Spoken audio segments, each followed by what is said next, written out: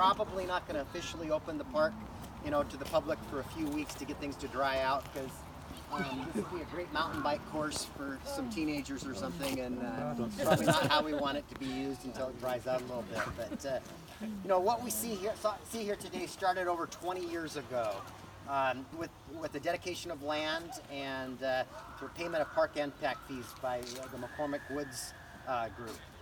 In 2010, the city retained Jones & Jones landscape architects to work with our community to prepare a master plan for what would become McCormick Village Park, is what you see here today.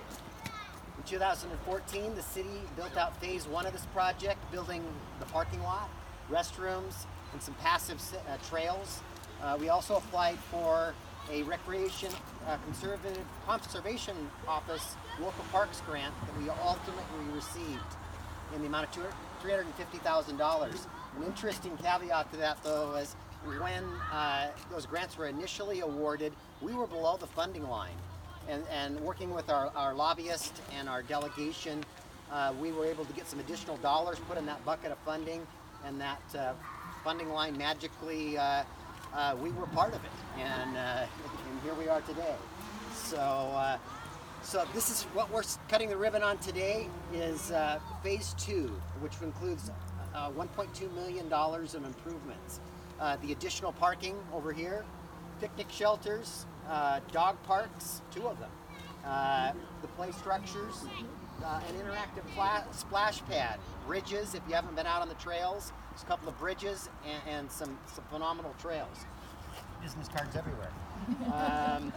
Our partners include Jones & Jones Architects, Civil Engineering by Excel Tech, Wetland and Stream Biologist Garrett Associates, Archaeological Services by Aquaterra Cultural Reservices, Grant Assistance by Goldsmith Engineering, General Contractor Neptune Marine.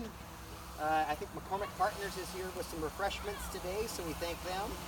Our Department of Community Development, Public Works, even our Finance Department, making sure that we stayed on track.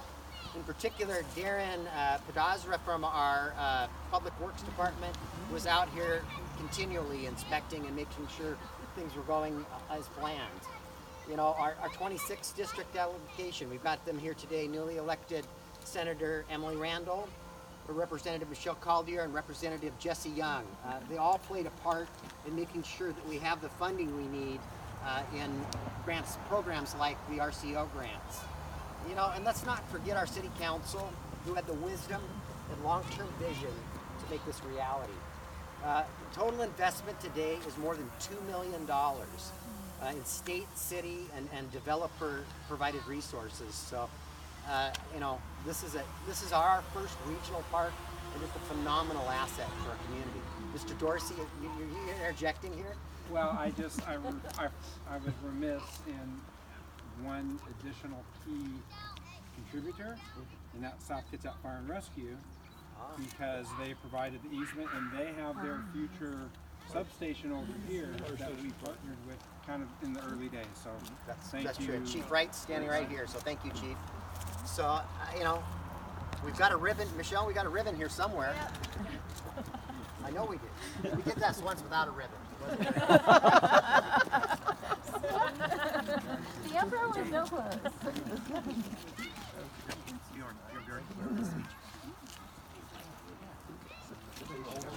Yeah, no, you're gonna cut a ribbon.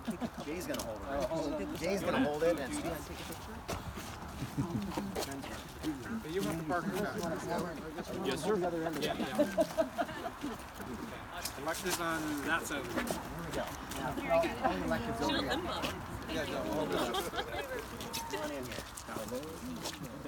Come on, get in here. Get on there on the scissors. All right? Come on in, guys. We'll get more people in there. Michelle? Michelle, get over here. Emily? Hold the scissors. Hold the flat part. Yeah. All right. Get your fingers out of the other part. All right? You ready? No, get center. Jack, can you guys go on the other side? Yeah, you want to come over here on this side? Yeah. Back? Center. Yeah. There you go. Off Center center. is good. All right. All right. Ready? 1, 2, 3. Hey!